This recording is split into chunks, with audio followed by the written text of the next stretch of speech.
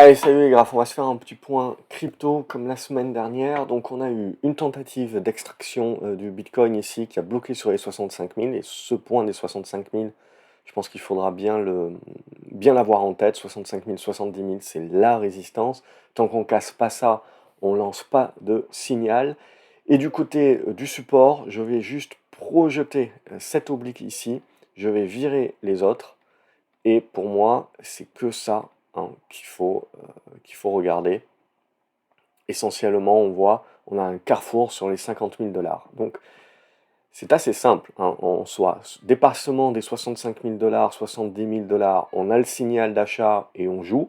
Alors, je ne viserai pas les 150 000 dollars à titre personnel, mais je viserai quelque chose qui peut nous amener aux 85 000 à 90 000 dollars.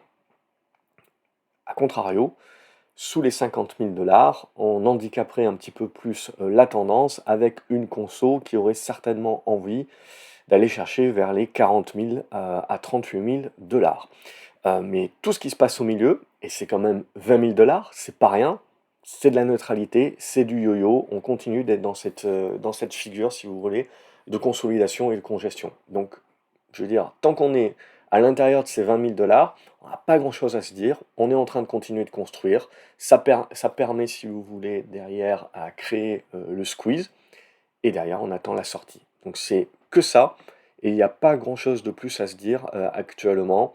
On a les niveaux, tout le monde les a clairs, ce qui veut dire qu'en gros, quand ils casseront, maintenant que tout le monde les voit, c'est ça qui apportera la volatilité dans un sens ou dans l'autre.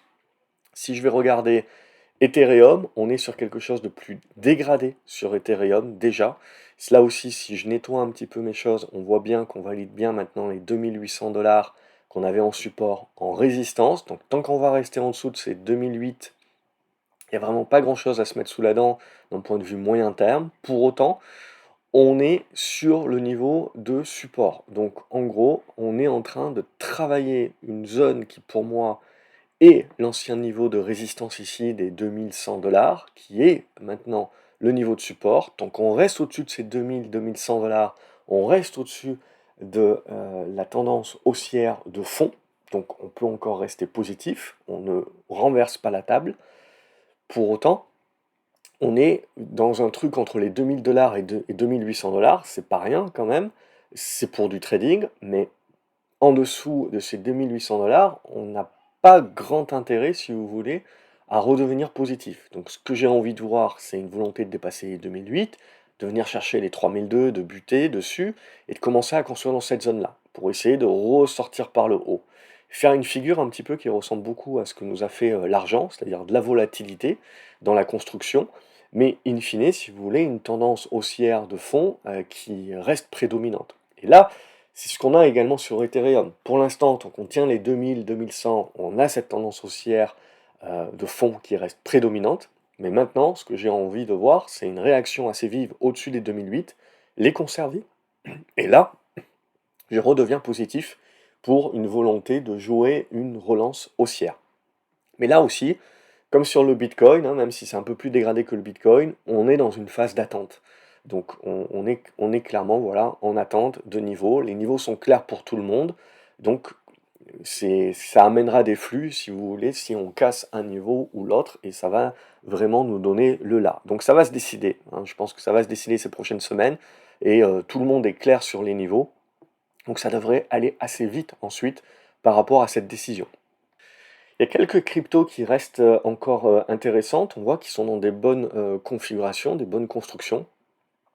On a globalement AV qui est plutôt bien construit. On le voit avec le break ici, le pullback qui se met là. Donc là, éventuellement, je veux dire, c'est un bon niveau pour jouer la relance, pour jouer justement une volonté haussière et une volonté de relance de la tendance haussière. Donc ça, c'est une crypto que je trouve intéressante. Binance Coin, on n'est pas plus avancé que les dernières fois, ça ressemble beaucoup à ce que fait le Bitcoin, c'est-à-dire une longue phase, si vous voulez, de congestion, une longue phase de congestion par rapport à la hausse forte qu'on a eue précédemment. On a pas mal voilà, de zigzags ici. Là, je ne change pas mon schéma, globalement. Hein. On s'était dit, voilà, il peut y avoir un schéma, une construction comme ça, et le break ensuite, ou une volonté d'aller chercher le bas. On est toujours là-dedans. C'est-à-dire qu'on est dans une figure qui est très large, où on voit qu'on peut retrouver beaucoup de volatilité et une certaine neutralisation. Pour autant, là aussi, la tendance haussière de fond reste haussière, et ce, tant qu'on va tenir les 380-390 $. Si on passe en dessous de ces niveaux-là, il faudra se poser des questions en effet sur cette tendance haussière de fond, mais pour l'instant, elle est toujours valide. Et tant qu'elle est toujours valide, eh ben, ce que l'on attend, c'est certes du zigzag, mais une volonté à un moment donné de se remettre au carrefour des 600 $ pour essayer de jouer le break haussier. Donc rien n'est joué à ce stade-là. Là aussi, on est dans une zone entre les 400 et les 600 où c'est du zigzag, c'est du trading. Mais d'un point de vue relance haussière, on a vraiment besoin du débordement de ces 600. Là aussi, comme on est dans une consolidation qui dure maintenant depuis plusieurs mois, ben, tout le monde voit les mêmes choses. Donc en gros, le signal quand il sera donné sera très suivi. Donc ça aussi, Binance, ça fait toujours partie des cryptos aux tendances haussières de fond. Après, on a d'autres cryptos comme le Bitcoin Cash, par exemple, qui évoluent, qui ont cassé, on va dire, leur dynamique haussière à ce stade de moyen terme, qui conservent encore leur dynamique haussière de fond. Vous voyez, c'est cet oblique ici, pour moi, qui est le plus important. Donc on évolue soit dans un biseau descendant, mais avec une oblique haussière de fond aux alentours des 290 $, qu'il faut tenir.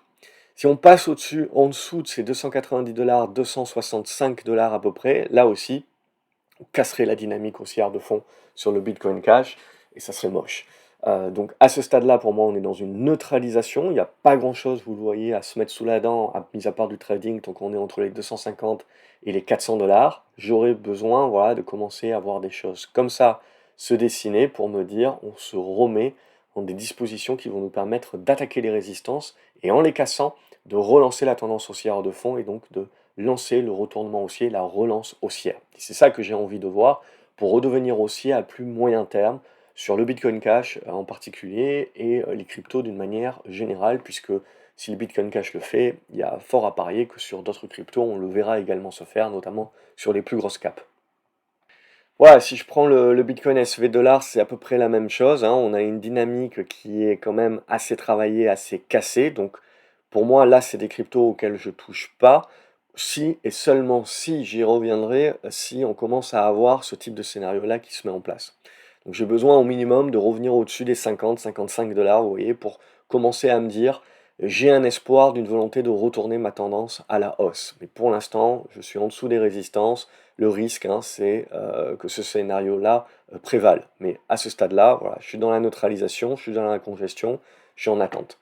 Ça va être la même idée sur le Cardano, vous voyez, c'est à peu près le même type de configuration, donc j'ai besoin vraiment que ce scénario-là se mette en place pour commencer à me dire, ok, je commence à me mettre dans des dispositions pour essayer de jouer le break et donc la relance haussière.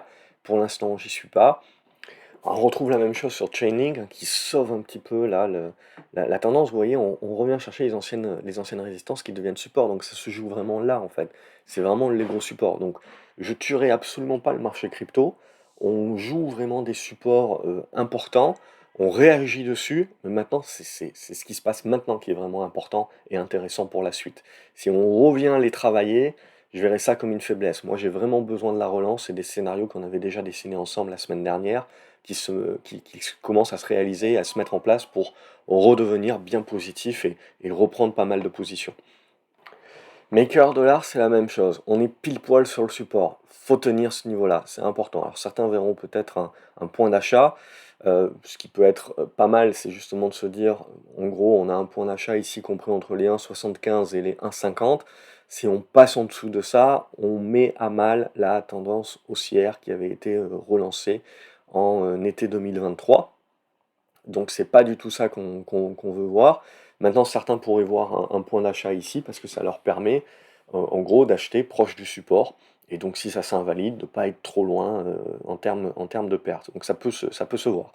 Autre stratégie, c'est d'attendre que le support fasse effet, que le marché fasse des rebonds qui nous permettent d'avoir un petit peu plus de configuration dans le sens des probabilités pour nous, et d'acheter à ce moment-là pour jouer la relance haussière. Pour l'instant, vous le voyez, comme beaucoup de valeurs, on évolue dans des biseaux avec des obliques haussières également de tendance de fond, que je vais placer ici sur les 1,50. Là, le biseau, il est aux alentours des 1,70. Alors, on peut un petit peu le faire bouger, mais c'est l'idée. C'est le point pivot qui est là et qu'il ne faut absolument pas casser. Mais également, tant qu'on est sous les 2,30, 2,50, vous voyez bien qu'il n'y a pas de quoi relancer la tendance haussière. Donc on est, comme sur beaucoup de cryptos, coincé dans des zones assez larges qui permettent du trading, mais pour un investisseur qui ne permettent pas encore de décision franche.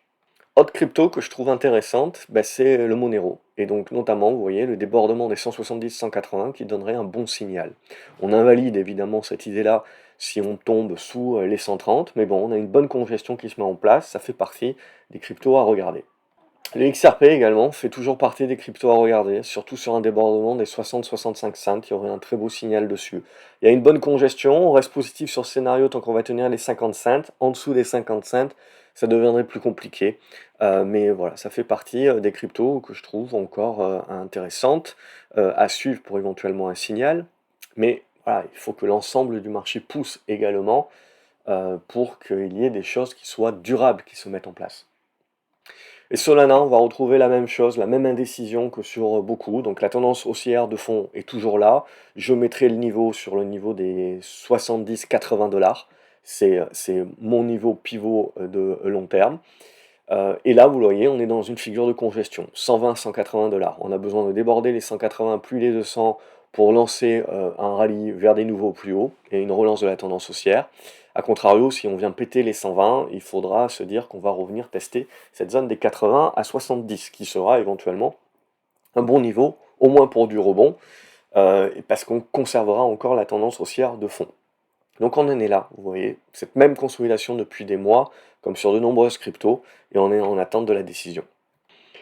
Theta dollar, ça va être la même idée, hein. Ici vous avez le support de long terme qu'il ne faut absolument pas casser, sinon on retourne les tendances à la baisse. Et là, à court terme, on est vraiment dans les constructions où on a besoin là de valider avec la cassure ici, de faire le pullback, et là on aurait quelque chose qui se remet dans des dispositions de pouvoir relancer sa tendance haussière. Mais bon, pour l'instant c'est encore tiré par les cheveux, il faut tout valider. Mais on a les niveaux si vous voulez, et ça commence à devenir bien clair qu'on peut avoir des bonnes poussées qui peuvent se mettre en place ici, et ensuite avoir les constructions de moyen terme qui nous intéresseront. Torchain, c'est globalement la même idée, hein, donc on valide bien les supports, donc en gros si ça casse par le bas, faudra éviter de rester en place, parce que pour moi on aura cassé tout ce qu'on a construit depuis 2023. Mais pour l'instant, on tient les niveaux, on se remet, vous voyez, dans des rebonds pour l'instant qui n'arrivent pas à tenir, mais là, est-ce qu'il va tenir? C'est ça que l'on attend. Un rebond qui arrive à tenir des supports, qui crée des congestions et qui en sort par le haut. Ça sera votre signal de retournement à la hausse. Sinon, il y a encore des belles tendances haussières. Tronix, on en avait parlé déjà les semaines précédentes, hein. Donc on avait la congestion ici, on la casse par le haut. Donc c'est très propre, hein. Tant que vous êtes au-dessus des 14 cents, ça va être OK. Et Zcash aussi. Alors c'est assez volatile à ce stade-là. J'aimerais bien qu'on s'arrête ici, de consolider un petit peu puissamment, mais le retournement est là. Donc pour moi, on est sur un premier niveau de support sur les 32 dollars. On peut, avec la volatilité, aller chercher jusqu'à la zone des 30, mais c'est des points d'achat ou des points d'accumulation, si jamais on y va là, pour moi, pour essayer de jouer voilà, une relance comme ça, peut-être une petite construction, et essayer de jouer la cassure par le haut. Évidemment, si on recasse comme dans du beurre la zone ici des 30 dollars, 29 dollars, ça sera un coup d'épée dans l'eau. Donc voilà un petit peu pour ce point crypto que je voulais vous faire. Vous l'avez vu, pas mal de grosses cryptos qui sont dans des phases de consolidation, de neutralisation, mais toujours dans les tendances haussières de fond. Donc on garde, si vous voulez, un biais encore qui est positif sur une volonté de sortir par le haut. Les niveaux sont très clairs sur la majorité des cryptos, ce qui fait que pour moi, ça ne fera que renforcer dans le sens qu'on décidera où aller, mais ça ne fera que renforcer le mouvement. Donc ça ne sera pas le moment de s'endormir sur ses lauriers, en gros, quand le signal sera donné, à la hausse ou à la baisse. Et on a quelques cryptos voilà, qui sont complètement délaissés, dans des tendances baissières, et qu'il n'y a pas d'intérêt. Donc ça, c'est plutôt sain également aussi. C'est ce que j'aime bien voir, c'est que le marché fait un tri. Et ça, c'est quand même un petit peu plus sain. Donc voilà, on est toujours dans une phase d'attente. Le mois de septembre, très certainement, nous donnera des indications qui nous permettront de nous positionner un petit peu plus à moyen terme. Comme d'habitude, n'hésitez pas à liker la vidéo, à me laisser vos commentaires pour me dire quels sont les cryptos que vous privilégiez, comment vous voyez le marché. Et on fera un point ensemble la semaine prochaine. Salut les graphes.